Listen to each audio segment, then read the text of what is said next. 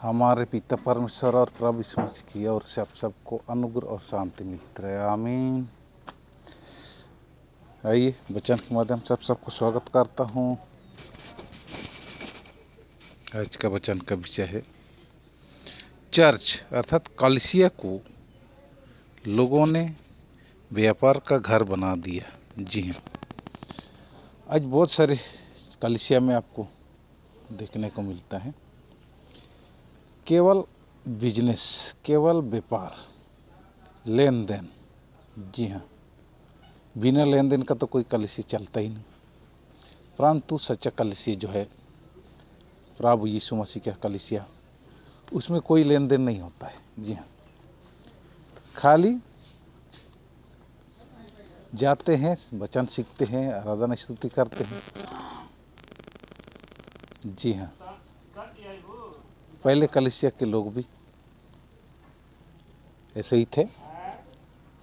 शुरुआत कलीसिया में क्या है, लोगों ने अपना अपना संपत्ति बेचकर कलीसिया प्रेरितों के आगे डालते थे, क्योंकि कलीसिया को आगे बढ़ाने के लिए, अर्थात हर एक सेवकाई में, हर एक जहाँ जहाँ प्रचार करने जाते थे वो लोग, उसमें लगता था।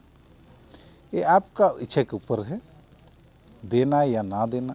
कोई नियम नहीं है कि आपको देना ही होगा, नहीं, मुफ्त सेंतमेंट आपके अपनी इच्छा से देना है दे सकते हो, नहीं देना है नहीं दे सकते। उसके कोई ऐसे नहीं कि आपको देना ही होगा। जैसे आजकल तो दशमांश को अनिवार्य कर दिया है लोग ने, देना ही पड़ेगा। तो व्यापार बना दिए, बिजनेस बना दिए। उसके लिए वचन क्या कहता है, आइए देखते हैं। यूहन्ना 2 अध्याय उसका हम देखेंगे 13 से। यहूदियों का फसह का पर्व निकट था और यीशु यरूशलेम को गया। उसने मंदिर में बैल, भेड़ और कबूतर के बेचने वालों और सरापों को बैठे हुए पाया। मतलब लेन देन, पैसों का लेन देन वाला है ना, जैसे बैंक की जैसा। तब उसने रस्सियों का कोड़ा बनाकर सब भेड़ों और बैलों और मंदिर से निकाल दिया और सराफों के पैसे बिखेर दिए और पीड़ों को उलट दिया और कबूतर बेचने वालों से कहा, इन्हें यहाँ से ले जाओ, मेरे पिता के घर को व्यापार का घर मत बनाओ। आज मंदिर तो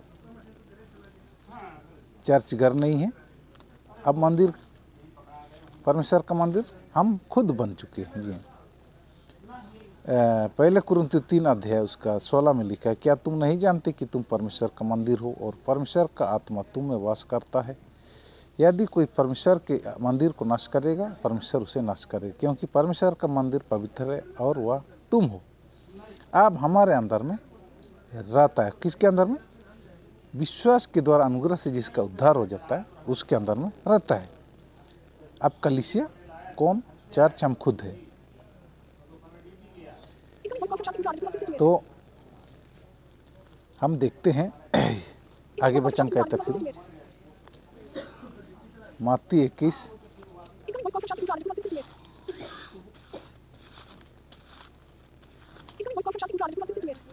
21 अध्याय 12 में लिखा है,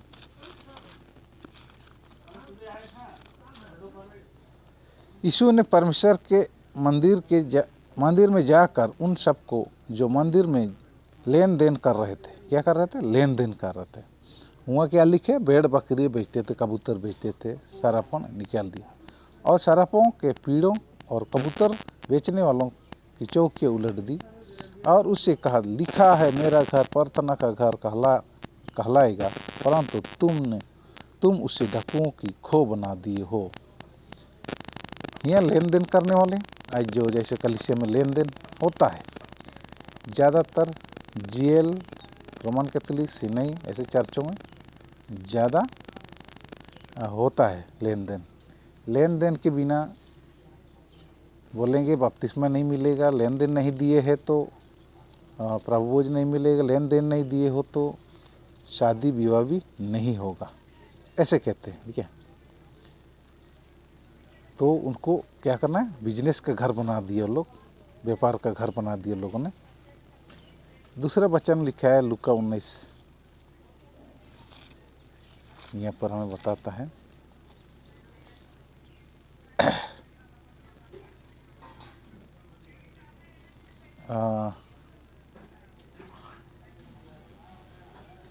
आइए देखते हैं,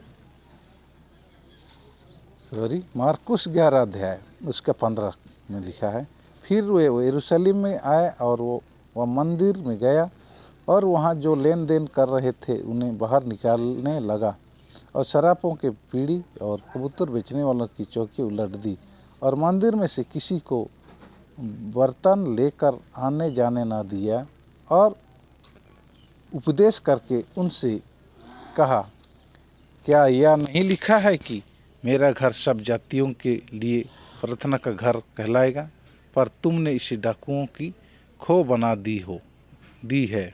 यह सुनकर प्रधान याजक और शास्त्री उसके नाश करने का अवसर ढूंढने लगे, क्योंकि वे उससे डरते थे, इसलिए कि सब लोग उसके उपदेश से चकित होते थे। हालेलुया। यदि आप आज भी कलीसिया में जाकर बोलेंगे ऐसे, तो वहाँ का प्रचारक, पादरी, फादर जो भी है, वो लोग आपका दुश्मन बन जाएंगे, आपका बैरी बन जाएंगे, क्योंकि वो लोग का जो बिजनेस, उन लोग का धंधा, उस लोग का व्यापार बंद हो जाएगा यदि आप सच्चाई वचन बताएंगे तो। ठीक है, तो आपको वहाँ बैठने ही नहीं दिया जाएगा।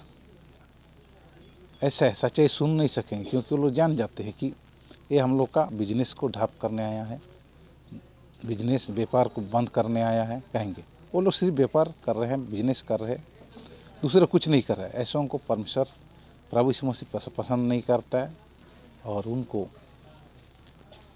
स्वर्ग के अधिकारी नहीं बनाएगा। स्वर्ग जाने के लिए लोग सोचना पड़ेगा। तो आज वही कल ही नहीं, और बहुत से आज चर्च, ऐसा नहीं कि घर को चर्च बोलते हैं, जो गिरजा घर हो गए, चर्च घर, उसको चर्च नहीं बोलते। चर्च, कलीसिया हम लोग हैं जो विश्वासी लोग अलग हो गए, हम तो संसार से अलग हो गए, अभी प्रभु यीशु मसीह के पीछे चल रहे हैं ना। प्रभु यीशु मसीह के चेलों को मसीही कहलाते, अतर क्रिश्चियन कहते हैं चेलों को। ऐसे नहीं कि गिरजा चर्च जाते उसको क्रिश्चियन बोलते, नहीं। प्रभु यीशु मसीह के चेलों को अंताकिया में पहली बार क्या कहा, मसीही कहलाए, अर्थात क्रिश्चियन कहलाए। तो ऐसे ही परमेश्वर के चुने हुए लोग, प्रभु यीशु मसीह के चुने हुए लोगों को, अलग किए हुए लोगों को कलीसिया, ये जो ग्रीक भाषा से कलीसिया से आया है, कलीसिया चर्च। तो प्रभु के चुने हुए लोग, प्रभु कहता है तुमने मुझे नहीं चुना, मैंने तुम्हें चुना हूँ।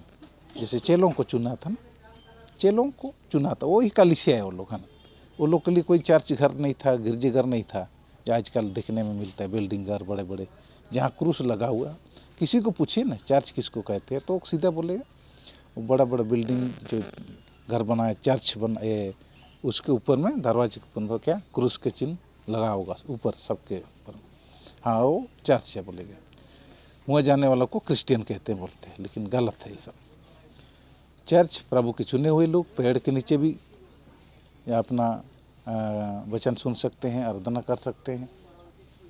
परमेश्वर आत्मा है, और वचन कहता है यूहन्ना 1 अध्याय में, 4 अध्याय में, यूहन्ना 4 अध्याय उसका हम पढ़ेंगे,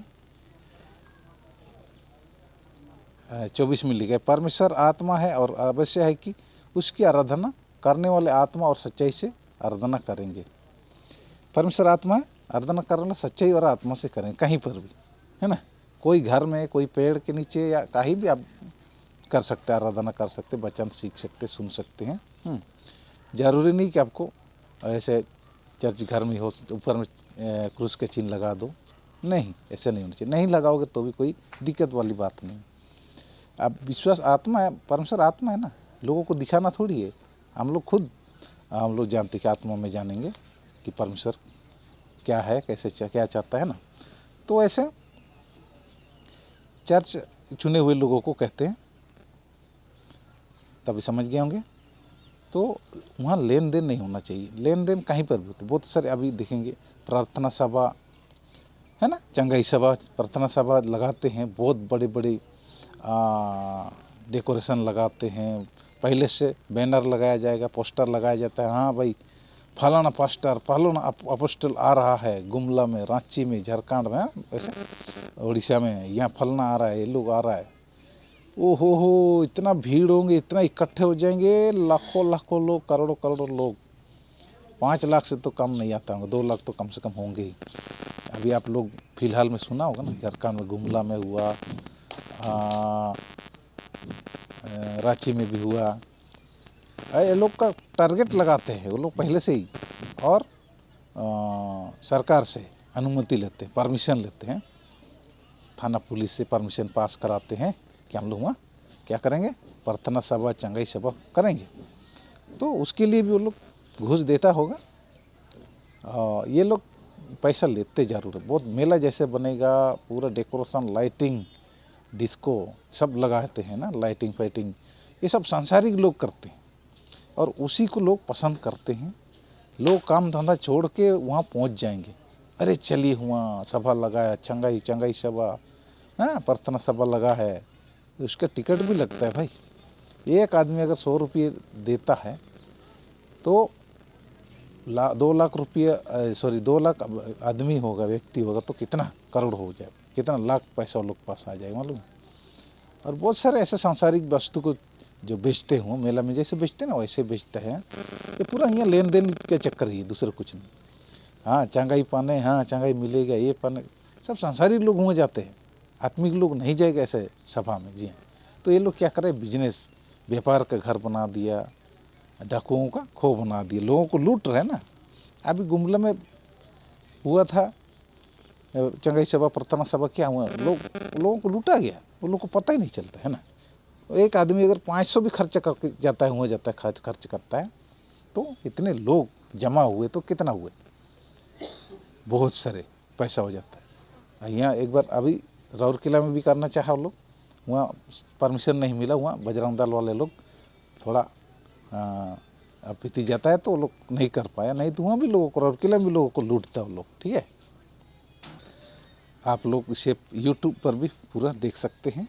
जी हाँ, यूट्यूब में आप लोग ज़रूर देखिएगा। हम लोग, मैंने उसको यूट्यूब चालू किया है, तो आप लोग पत्रसना टाइप करिए तो आएगा, उसमें भी हम वचन को पूरा, इसमें क्या 15 मिनट का ही होगा ये फेसबुक में, परंतु यूट्यूब में 30 मिनट तक का भी है, 30 मिनट से आगे भी हो सकता है, तो पूरा आपको जानने को मिलेगा। ठीक है, तो हमें कैसे सावधान रहना चाहिए, हमें प्रभु यीशु मसीह सावधान किया पहले से ही। सब जो वहाँ प्रचार करने आते हैं वो सच्चाई नहीं है, वो लोग आपको धोखा दे रहे हैं, भरमा रहा है। वो सिर्फ चंगाई के नाम से, आशीष के नाम से आपको आशीष मिलेगा, चंगाई मिलेगा, और ऐसे ऐसे जगह प्रचार करेंगे, और जोशीले और भावनात्मक प्रचार करते हैं लोग, है ना। तो इसमें लोग क्या करते हैं, वो भावनात्मक में बहा जाते हैं, है ना, जोशीले में जोश होते हैं, चिल्लाते हैं। ठीक है, तो सोच हाँ ये अच्छा प्रचारक है ना, नहीं ये सब गलत है, आप उसको पहचानना होगा, आपको भरमा रहा है, खाली आशीष चंगाई ये सब कभी बोलेगा, आपको बहुत शांति मिलेगा, तुम्हारा जीवन सफल हो जाएगा, तुम कभी गरीब नहीं होंगे, पैसा धन दौलत मिलेगा, ऐसे आपको भरमाते हैं। ठीक है, ऐसे को पहचानो। मत्ती 7:15 में लिखा है, झूठे भविष्यवक्ताओं से सावधान रहो, जो भेड़ों के भेष में तुम्हारे पास आते हैं, परंतु अंतर में फाड़ने वाली भेड़िए हैं। मैं मसीही हूँ, मैं मसीह क्रिश्चियन हूँ बोलेगा ना, क्रिश्चियन के रूप में आएगा, लेकिन वो अंतर में फाड़ने वाले भेड़िए किसको बोलते हैं, शैतान का शिक्षा को बोलते हैं। आपको फाड़ते हैं मतलब आपको लूटते, आपको गलत रास्ते में ले जा रहा है, आपको पता ही नहीं चल रहा, अरे ये तो वचन से ना सिखा रहा है, बोलेगा नहीं भैया सावधान रहो, ऐसे लोगों से बोल रहा है हमें पहले से ही, उसको पहचानो। दूसरे कुरिन्थी 11 उसका 13 से पढ़ते हैं पढ़ के, क्योंकि ऐसे लोग झूठे प्रेरित और छल से काम करने वाले और मसीह के प्रेरित का रूप धरने वाले हैं। यह कुछ अचंभे की बात नहीं, क्योंकि शैतान आप भी ज्योतिर्मय स्वर्गदूत का रूप धारण करता है।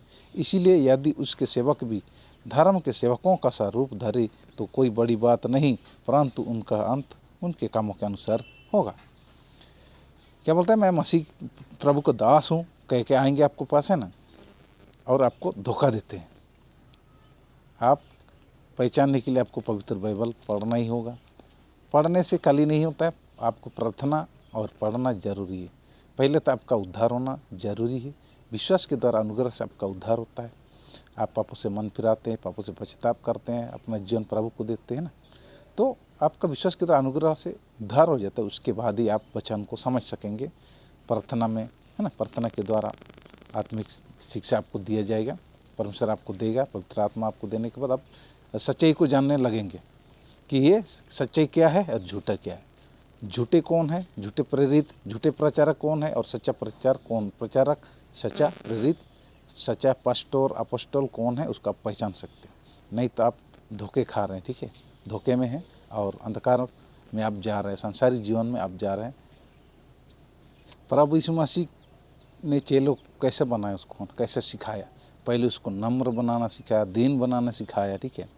जैसे कि लिखा है मत्ती 5 का देखेंगे, 1 से पढ़ेंगे, पर लिखा हुआ, इस भीड़ को देखकर पहाड़ पर चढ़ गया और जब बैठ गया तो उसके चेले उसके पास आए और वह अपना मुंह खोलकर उन्हें यह उपदेश देने लगा। कहाँ पर? पहाड़ पर, है ना, पहाड़ पर। तो पहाड़ में, जंगल में, नदी किनारे में, ऐसे जगह पर क्या करता है, प्रभु यीशु मसीह ने वचन सुनाए लोगों को, है ना। उसको कलीसिया बोलते हैं, चर्च। धन्य है वे जो मन के दीन है, क्योंकि स्वर्ग का राज्य उन्हीं का है। दीन होना सिखाया लोग, है ना। धन्य है वे शोक करते हैं, क्योंकि वे शांति पाएंगे। धन्य है वे जो नम्र है, क्योंकि वे पृथ्वी के अधिकारी होंगे। तो बहुत सारे ऐसे उनको नम्र होना, दीन होना सिखाया। बहुत सारे हम देखेंगे, नमक और ज्योति है, तुम पृथ्वी के नमक हो, परंतु यदि नमक स्वाद बिगड़ जाए तो वह फिर किस से नमकीन किया जाएगा। व्यवस्था की शिक्षा को मैं, व्यवस्था या भविष्यवक्ताओं की पुस्तक को लोप करने नहीं आया, लोप करने हैं, परंतु उसे पूरा करने आया हूँ। क्योंकि तुम मुझसे सच सच कहता हूँ कि जब तक आकाश और पृथ्वी टल न जाए, तब तक व्यवस्था से एक बिंदु भी बिना पूरे हुए नहीं टलेगा। इसलिए जो कोई इस छोटी से छोटी आज्ञाओं में से किसी को तोड़े और वे वैसा ही लोगों को सिखाए, तो स्वर्ग के राज्य में सबसे छोटा कहलाएगा। परंतु जो कोई उन आज्ञाओं का पालन करेगा और उन्हें सिखाएगा, वही स्वर्ग की राज्य में अधिकारी होंगे, कहता है, महान होगा। क्योंकि मैं तुमसे कहता हूँ कि यदि तुम्हारी धार्मिकता शास्त्री और फरीसियों की धार्मिकता से बढ़कर ना हो, तो तुम स्वर्ग की राज्य में वरिष्ठ न होंगे, हाँ, कभी प्रवेश ना कर सक पाओगे।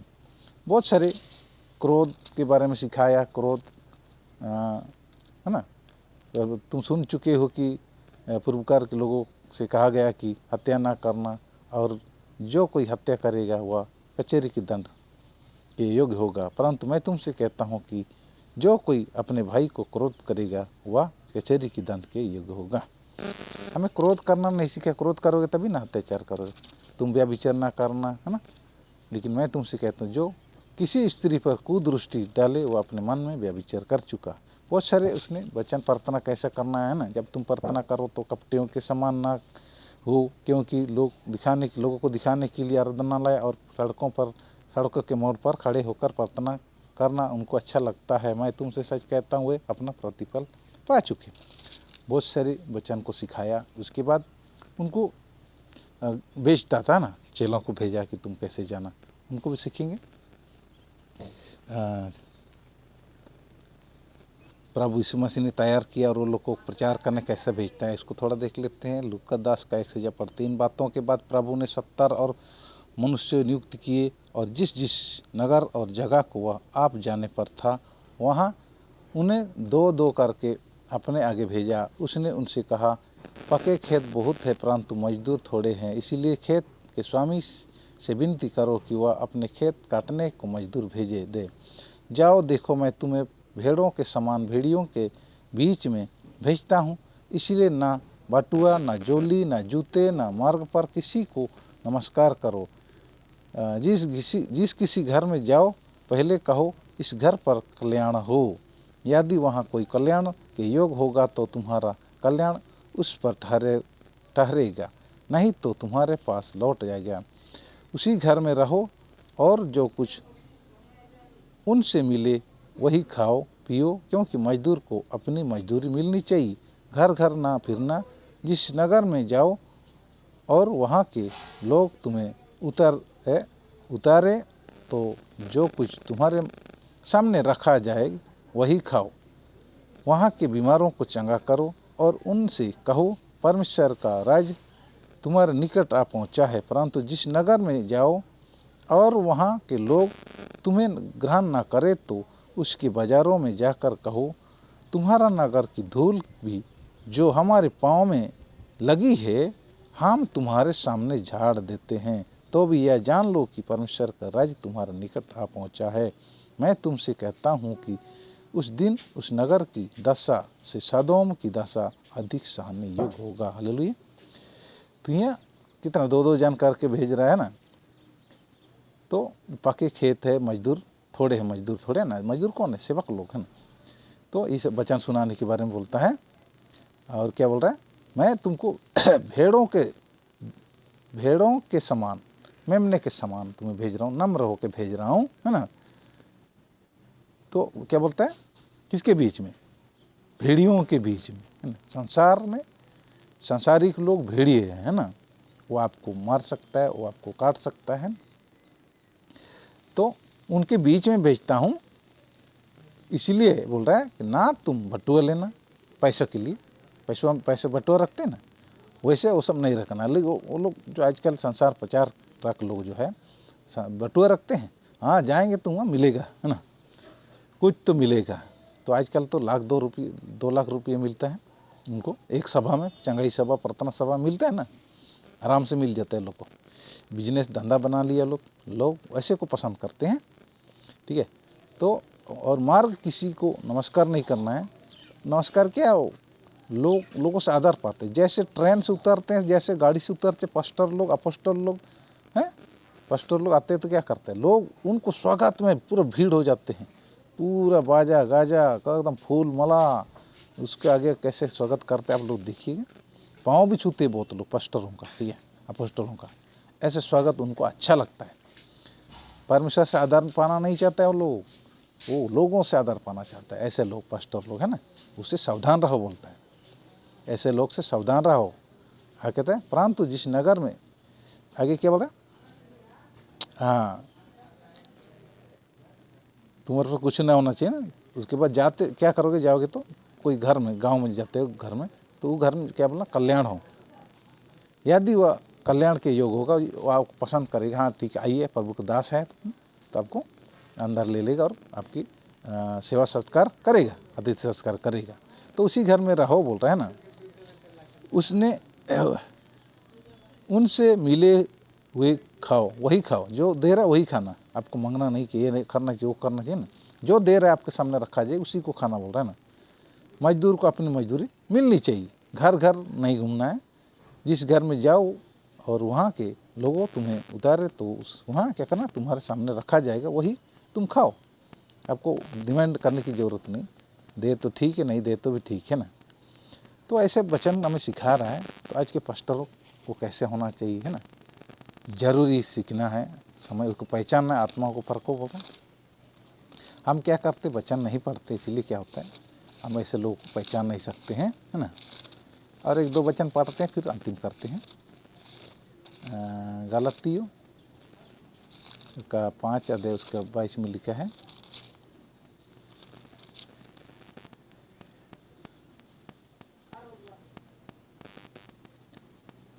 देखो उनमें क्या होता है, जैसे नम्र होना सिखाया, जैसे हमने परमेश्वर चेलों को कैसे बनाया, उनको दीन नम्र बन के लोगों को शिक्षा दी और भेजा कि कैसे प्रचार करना, क्या करना है। उनमें क्या होता है, उनमें आत्मा के फल दिखना चाहिए। जो सेवक है अपने आप को बोल रहा है ना, पर आत्मा का फल प्रेम, आनंद, शांति, धीरज, कृपा, भलाई, विश्वास, नम्रता और संयम है। ऐसे कामों के विरोध में कोई भी व्यवस्था नहीं। ये आत्मा के फल हैं। और जो मसीह यीशु के हैं, उन्होंने शरीर को उसकी लालसाओं और अभिलाषाओं समेत क्रूस पर चढ़ा दिया है। सेवकों को कोई चीज़ के लालच नहीं होना चाहिए। कुछ लोगों को भरमाने की ज़रूरत नहीं है, ठगने की ज़रूरत नहीं है। लोगों को ठगने के लिए सब चंगाई सभा वो सब बनते, गांव गांव गली गली घूमो, बोलो ना पैदल घूमो, कोई नहीं जाएगा लोग। तो ये तो डेकोरेशन बना के एकदम ऑर्केस्ट्रा आ रहा है जैसे लगेगा लोग को, ऐसे बनाते हैं, डीजे उजे बजाएंगे, लाइटिंग फाइटिंग। लोगों को तो ये तो पसंद है, दूसरे थोड़ी है। संसारी लोग जैसे ये लोग हैं, संसारी लोग ही है वो, सांसारिक अभिलाषा, शरीर की अभिलाषाओं को पूरा करने जाते हैं लोग ना। समित क्रूस पर चढ़ा दिया, ऐसा नहीं करेगा कभी लोग। जो सच्चा प्रचारक होगा, सच्चा मसीह लोग होगा, वो लोग क्या करता है, अपना अभिलाषा, शरीर की अभिलाषाओं क्या करें, समेत क्रूस पर चढ़ा दिए लोग। यदि हम आत्मा के द्वारा जीवित है तो आत्मा के अनुसार चले भी। हम घमंडी होकर एक दूसरे को ना छेड़े और ना एक दूसरे से ढा करें। हालेलुया।